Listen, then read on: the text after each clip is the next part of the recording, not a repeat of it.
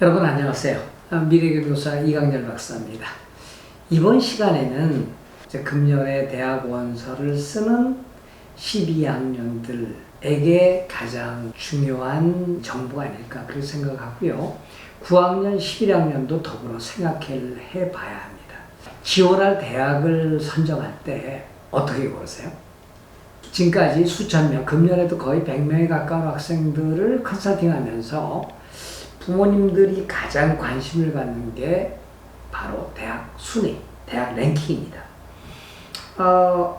얼마 전에 영국 대학 평가기관 THE가 2022년도 세계대학 랭킹을 내놨죠. 네. 또 그 전에 QS 랭킹 내놨고요. 이 랭킹은 학부모님들 뿐이 아니라 미국 대학들도 또 미국 대학뿐이 아니라 전 세계 대학도 굉장히 관심을 많이 가져요. 왜냐하면 학생이나 부모님들은 내가 지원할 대학을 순서로 보고 고르고, 대학들은 그 랭킹에 따라서 학생들이 얼마나 많이 지원하는가에 굉장히 영향을 받습니다. 그래서 우리나라도 조선일보하고 중앙일보, 특히 중앙일보가 가장 먼저 우리나라 대학 그 순위, 랭킹을 내기 시작했죠. 대학들이 보통 신경을 쓰는 게 아닙니다. 이 말씀드린 대로 학생과 학부모 그리고 대학들은 각각의 나름대로 그 이유가 있어서 굉장히 신경을 씁니다만, 우리가 일반적으로 알고 있는 대학 랭킹을 내는 기관들이 굉장히 많아요. 우리나라 대학 내는 랭킹이 중앙일보이고요. 아시아 랭킹을 내는 게 이제 조선일보가 있고요. 또 미국에서 US News and World Report, 포버스, 프린스턴 리뷰, DC, 카리지 팩처 굉장히 많고요. 그 다음에 중국의 상해 자이통대학, 교통대학도 내고요. 그 다음에 영국의 QS, THE도 대학 랭킹을 내놓습니다. 그런데 많은 분들이 대학 순위에 따라서 최종적으로 대학을 선택하는 기준으로 삼으시는데, 그건 저는 결코 바람직하지 않다고 봅니다. 저는 볼 때 부모님들께 나만의 랭킹을 만드십시오 라는 말씀을 드립니다. 랭킹이 1위에서 20위까지, 20위에서 40위까지, 40위에서 60위까지 그 순서, 번호가 좋은 대학을 의미할까요? 아닙니다. 왜냐하면 대학 평가기관마다 그 기준이 다 다릅니다. 특히 US News and World Report는 그 기준이 매우 주관적이에요. 우선은 첫 번째가 학계 평판인데 그게 22.5%를 차지해요. 평판, 어떤 게 좋다더라, 카더라죠. 두 번째는 학생 유지 비율, 리턴 레이트입니다. 그러니까 1학년 때 왔다가 2학년 때도 계속 오는가? 물론 계속 오면 좋은 대학인 것만은 분명한데 그게 좋은 대학 기준이야. 그 다음에 그 다음에 지원자의 우수성, 그렇죠. SAT, ACT 성적, 그 다음에 재정 상태, 졸업 비율, 심지어 동문회, 도네이션, 기부율까지 따지는데 저는 아니라고 봅니다. 이런 기준 자체가 매우 피상적 기준이고 학교를 제대로 나에게 맞는 학교를 고르는데 결코 좋은 기준이 아닙니다. 그래서 저는 여러분들께 자신만의 랭킹을 만들어 보라, 이런 말씀을 드립니다. 그 사례를 한번 들어본다면, 첫 번째, 아카데믹, 학업적 요소입니다. 그건 전공과 교육의 질입니다. 우선은 내가 가고 싶은 전공이 그 대학에 있는가, 그리고 그 대학의 교수들이 굉장히 유명한 사람이 있는가. 사실 학부는 또 그것도 별로 해당이 안 되죠. 대학원 석박사 과정 얘기인데, 그 대학에 생물학과에 노벨상 받은 교수가 많다. 그럼 분명히 좋은 대학일 수 있습니다. 두 번째는 교육의 질입니다. 교육의 질은 여러 가지가 좌우하는 요소가 있는데, 우선은 레pute이션이 높은 학교의 경우는 교육의 질이 높을 가능성이 분명히 있죠. 왜냐하면 우수한 학생들이 모이면 또래 집단이 우수하고 그러면 교육의 질이 높을 수 있는데 꼭 그런 건 아닙니다. 교육의 질은 학교의 사이즈에 따라서 영향을 받을 수 있고, 학풍에 따라서 영향을 받을 수 있고, 학생의 구성 비율에 따라서 영향을 받을 수가 있습니다. 일반적으로 아이비리그 대학, 아이비리그급 대학은 교육의 질이 높을 가능성이 있어요. 왜? 교수들이 잘 가르치고 어렵게 가르치고 연구를 또 해야 되니까요. 그리고 작은 규모의 학교도 역시 리버럴 아츠 칼리지, 대학을 대형, 중형, 소형으로 나눌 때 소형 대학과 중형 대학이 교육의 질이 높을 가능성이 높습니다. 주립대학과 사립대학의 경우에 사립대학이 높을 가능성이 그건 분명합니다. 그래서 저는 교육의 질과 전공을 가지고 나만에 맞는 학교를 한번 찾아보시라. 그리고 두 번째로는 학비와 재정 보조입니다. 내가 학비를 다 낼 수 있다는 요소는 제외돼야 되겠지만 우리 집에서 이 학비를 다 낼 수 없을 경우에는 굉장히 중요한 요소로 등장을 해야 합니다. 제가 수없이 말씀드리잖아요.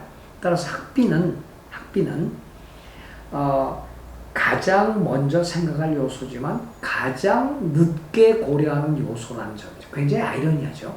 전 부모님들께 자녀 교육에 올인하면 노후는 불행해집니다.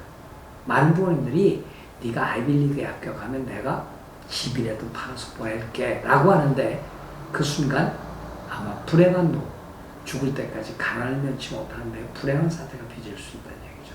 따라서 학비를 다 부담할 수 있느냐 없느냐, 없다 그럴 경우에 저렴한 학교로 갈래, 재정보조 장학금을 받아서 경쟁이 더 치열한 학교로 갈래, 굉장히 달라집니다. 전략이. 예를 들어서 유니버시티 플로리다 같은 경우는 학비가 $28,000밖에 안 하는데 유스 계열은 거의 $50,000 육박하고요. 유업 미시간 같은 경우에는 $50,000 중반으로 갑니다. 그러니까 거의 2배 차이 난다는 얘기죠. 이런 경우에 학교를 어떻게 선택할 것인가 이고, 또 이 재정보조 장학금을 주는 학교 간에도 많이 주는 학교가 있고 인색한 학교가 있어요.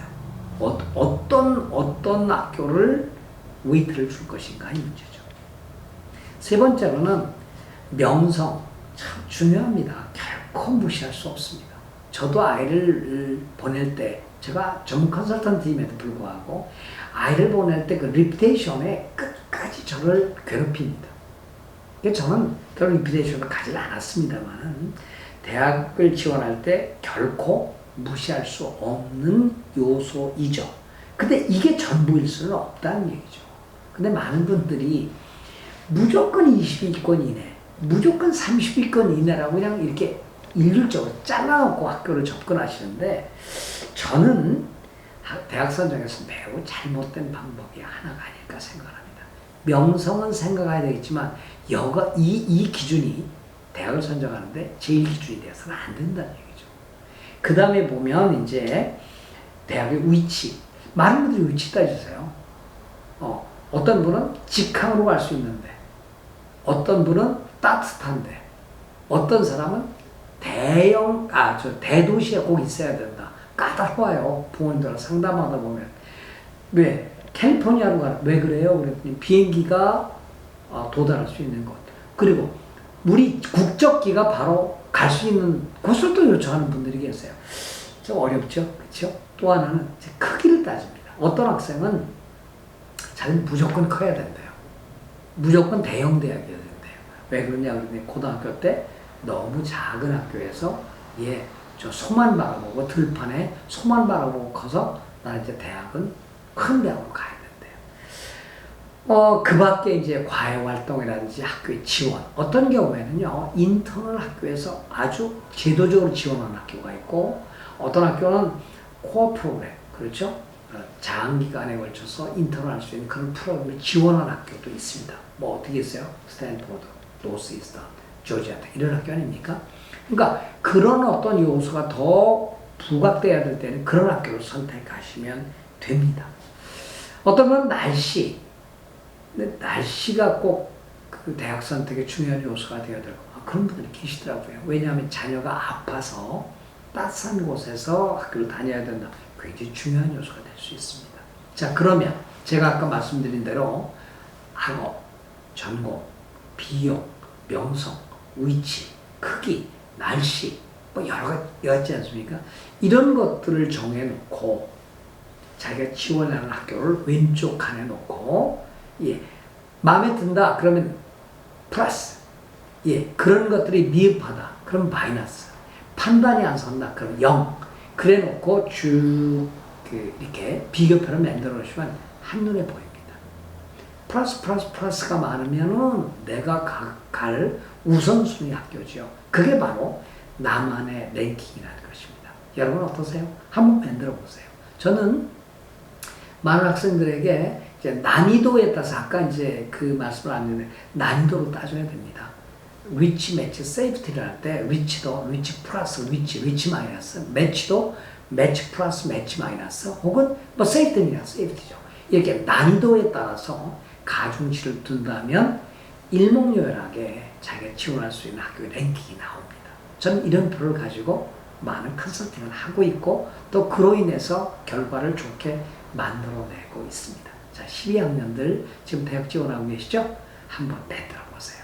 그리고 9학년에서 11학년 학생과 학부모님들도 한번 내가 지원한 학교를 한번 그렇게 표로 만들어서 학교를 이제 나만의 랭킹을 매기고 그 학교에 따라서 내가 지원할 것, 내가 어떻게 해야 합격의 가능성이 높아지는가에 대한 전략을 짜면 굉장히 좀 쉬워집니다. 오늘은 나만의 대학 순위, 나만의 대학 랭킹을 만들어라. 이런 제목을 가지고 여러분께 정보를 드렸습니다. 자, 행복하십시오. 안녕히 계십시오.